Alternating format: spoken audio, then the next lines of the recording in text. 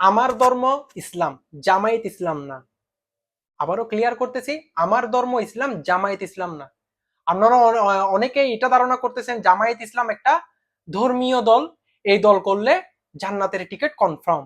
আমরা দেখছি 5 আগস্টের পরে জামায়াতের অনেক নেতা বক্তব্যের মধ্যে বলে জামায়াতের, যারা জামায়াত সাপোর্ট করবে, যারা জামায়াত শিবিরকে সাপোর্ট করবে, তারা নাকি কনফার্ম জান্নাতি।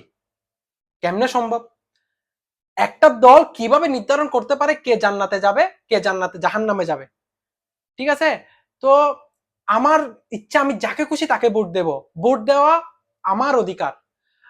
আপনি এইভাবে বলতে পারবেন না আমরা জামায়াত ইসলামকে ভোট দিলে দেশে শান্তি প্রতিষ্ঠা হবে, দেশে ইসলাম ইসলাম বেড়ে যাবে।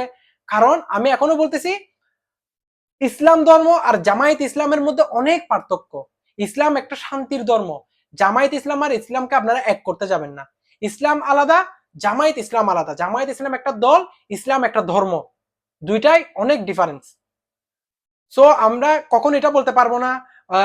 অনেক নেতাকর্মীকে আমরা দেখতেছি জামায়াতে, তারা বলতেছে জামায়াত ইসলাম সাপোর্ট করলেই কনফার্ম জান্নাতি। নাউজুবিল্লাহ। একটা মুসলিম হয়ে এ ধরনের কথা কখনোই বলতে পারে না। যারা এই ধরনের কথা বলে তারা নিঃসন্দেহে মুনাফেক।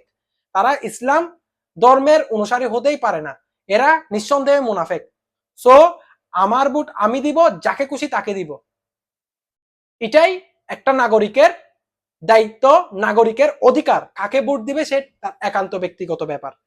এমন না যে আমি জামায়াতকে দিব, বিএনপিকে দিব না, বিএনপিকে দিব। আমার খুশি, আমি যাকে খুশি তাকে দিব। হোক সেই যেই দল হোক, আমার খুশি, আমি যাকে খুশি তাকে ভোট দেব। এটাই একটা নাগরিকের অধিকার, ভোট দেওয়া নাগরিকের অধিকার।